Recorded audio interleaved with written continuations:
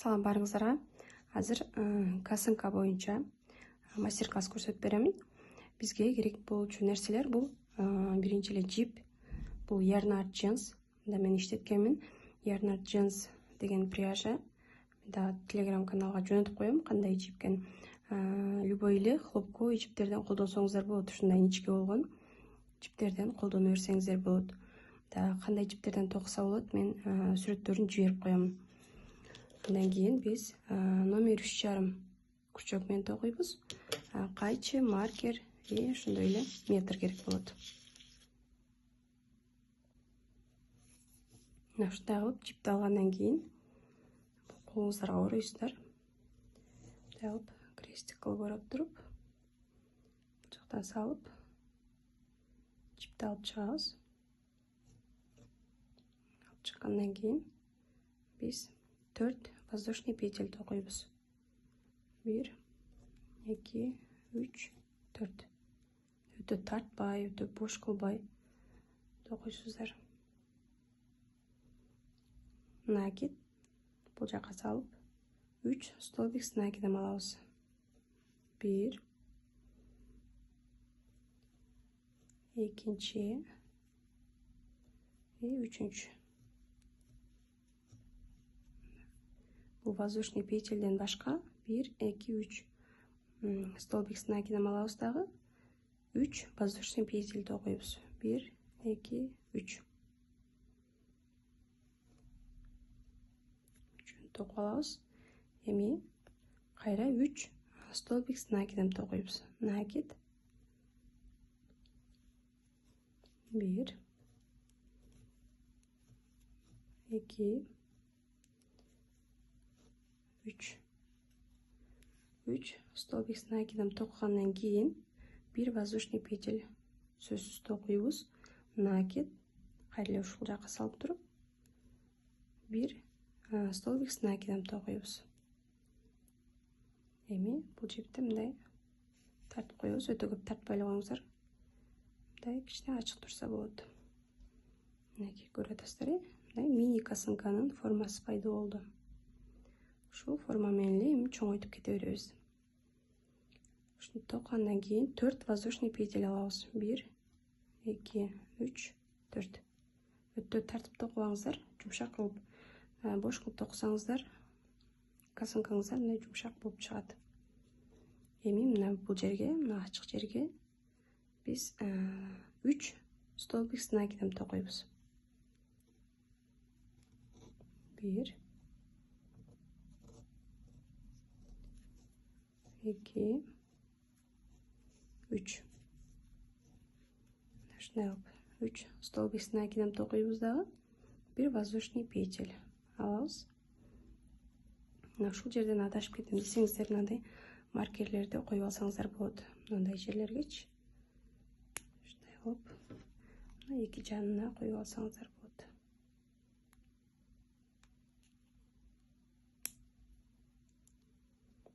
Эми бул жерден 1 воздушный петель алдык. Накид. Мына ортоңкуну токуйбуз. 3 столбик с накидем алабыз. 2 и 3.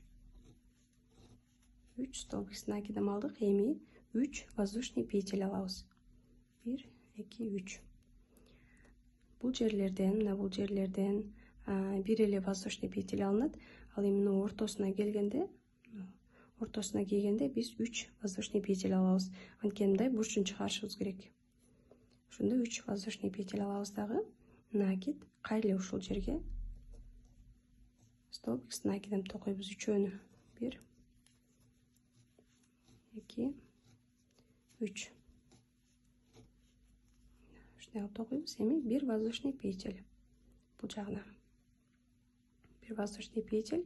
Эми маркер койгон жеринен мындай алып туруп ушу тешикке 3 столбик с накидем токуйбуз. 1, 2, 3. Үчөөнү токуп алгандан кийин сөзсүз 1 воздушный петель. Анан кайра эле накид ушул жерге 1 столбик с накидем токуйсуздар. Ушинтип токулушу керек. маркерди алып туруп ушул жерге кадап коесуздар. Маркери жок деле адашпай эле токсоңуздар деле болот. Адашып кетем десеңиздер ушинтип кадап алыңыздар. Токкандан кийин 4 воздушный петель. 1, 2, 3, 4. Бул жака оодарабыз. Мына ушул жерден 3 столбик с накидом. 1, 2, 3. 3 столбик с накидом токудук. Эми воздушный петель бирөөдө накид кайра эле бул жерге. 3 столбик с накидом токуйбуз. Бир эле местага. 2, 3. Эми бир воздушный петель. Бир воздушный петель, бул жерге да бир воздушный петель. Му ортосуна келгенде гана сиздер үчөөнү токуйсуздар. Мына ушу үчөөнү бул жака токуйбуз ортосуна накид. Ушул эле жерге мына 3 столбик с накидом токуйбуз. 3. Токкандан кийин эми 3 воздушный петель алабыз. 1, 2, 3. Мына түшүндүңүздөр, ушул ортосуна, улам ортосуна келген сайын эле 3төн аласыздар. Калган жагында бир воздушный петель алына берет. Эми накид кайра эле ушул жерге 3 столбик с накидом токуйбуз. 2, 3. Мурунку рядда дагы ушинтип бир эле жерге экөөнү токканбыз. Мындай кылып, ушундай кылып эле кете бересиздер. Бир воздушный петель. Накид. Бул жака 3 столбик с накидом. 2, 3. 3 столбик с накидом. Воздушный петель бирөө сөзсүз. Бул жерге.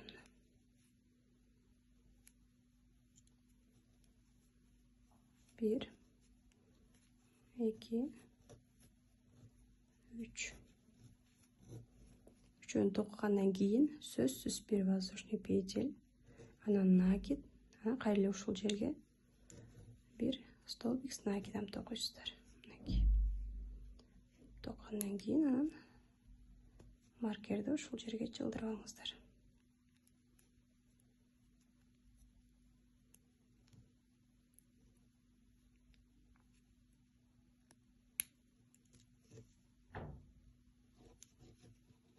Төрт воздушный петель. 1, 2, 3, 4. Мынакей байкап атасыздар, мына косынкабыз улам чоңоюп кетип атат. Улам мына количествосы көбөйүп кетип атат да. Ушундай түрдө эле токулат. Эч кыйынчылыгы жок. Ушу каждый раз 4 воздушный петель аласыздар. Алгандан кийин кайра эле ушул жерге 3 столбик с накидом токулат. Андан кийин дагы бул жагына да столбик с накидом токуйсуздар. Ортосуна сөзсүз бир воздушный петель алыңыздар. Ал эми бул жерге келгенде гана бир эле жерге бул жерде көрүп атасыздар, 3 столбик с накидом токкандан кийин кайра 3 воздушный петель алып, мындай 3 воздушный петель алып, кайра эле ушул жерге 3 столбик с накидом токуп атамын. Улам ошентип токуй бересиздер, эч өзгөртпөй эле. 4 воздушный петель, накид, ушул эле жерге мына столбик с накидом үчөөдө.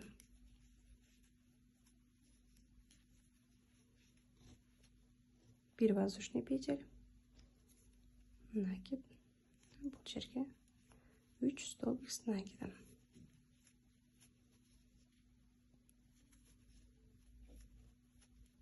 Бир воздушный петель, накид, бул жака 3 столбик с накидом. Воздушный петель. Эми мына ортосуна келдик. Ортоңку бурчка келдик. Накид. 3 столбик с накидом токуйбуз бул жерге дагы. 3 столбик с накидом. Эми карап туруңуздар, ушул жерден 3 воздушный петель алып атам эле. Каждый ушул жерге келген сайын 1, 2, 3. Эми накид кылдып, кайра эле ушул жерге 3 столбик с накидом токуйбуз.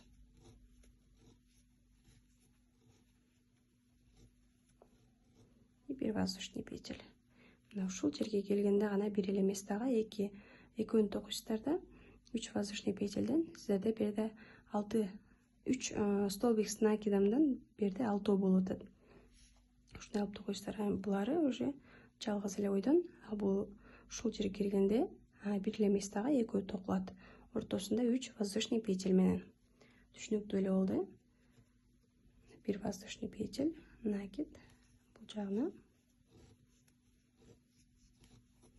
3 столбик с накидом. Воздушный петель. Бул жерге дагы 3 столбик с накидом.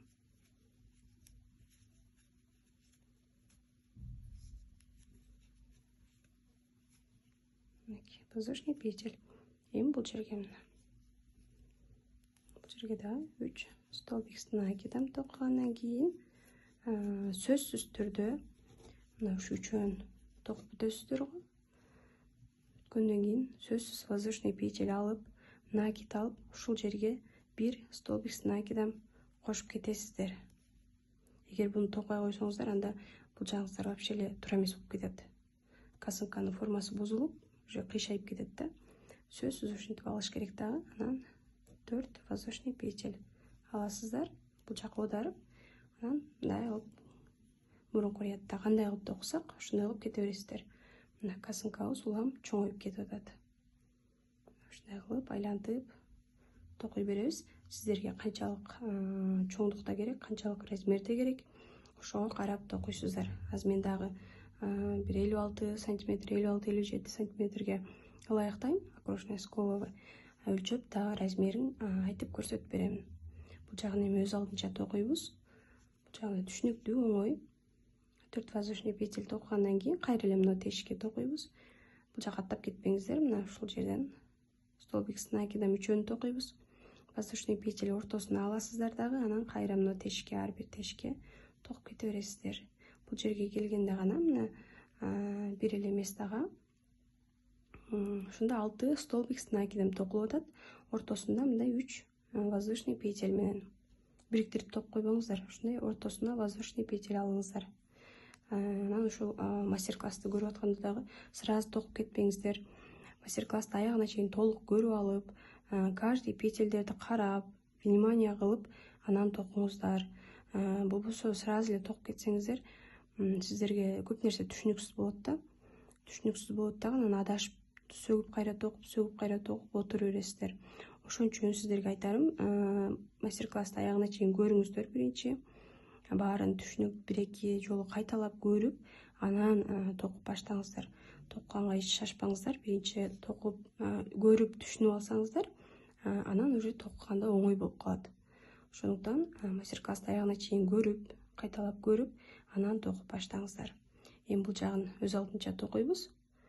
Өз алдынча канчалык размерде керек, ошого карап токуйбуз. Мен размерин да көрсөтүп берем, канча болду. Мына мен азыр ушундай чоңдукта токудум. Ушинтип улам токуп кеткен сайын чоңоюп кете берет, ушундай болуп. Эми бул жерден азыр өлчөп көрөбүз. Бул азыр косынка толук бүтө элек, бирок сиздерге өлчөп көрсөтүп көрөйүн. Бул жерден өлчөгөндө бул 56-57 сантиметрге ылайыктап токуп атам азыр. Бул жерден өлчөгөндө так, примерно 39-40 чыгат экен да. 39-40 чыгып атат. Эми бул жерден биз чекесин айлантып дагы бир катар токуйбуз. Ошондо дагы сантиметр кошулат. Дагы азыр 40 болгондо бир 43-44 сантиметр болуп калат да чекесин кошкондо. Анан дагы размер боюнча дагы кененирээк түшүндүрүп берем.